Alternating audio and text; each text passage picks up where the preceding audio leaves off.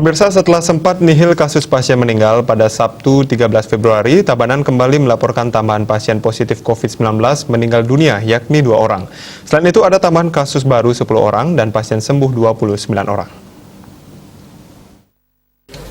Dari data yang dihimpun Koordinator Bidang Informasi Publik Satgas COVID-19 Tabanan, rincian pasien meninggal adalah seorang perempuan umur 66 tahun alamat Desa Dlodpeken, Kecamatan Tabanan. Pasien bersangkutan meninggal di RSUD Tabanan dengan komorbid diabetes.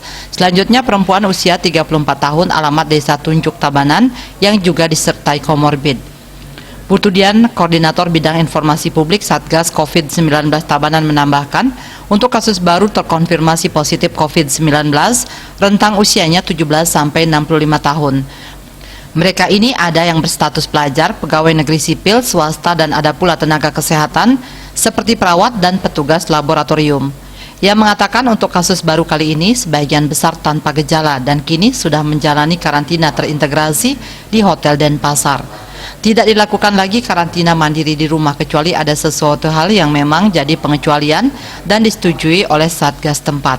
Puspawati, Bali Pos melaporkan.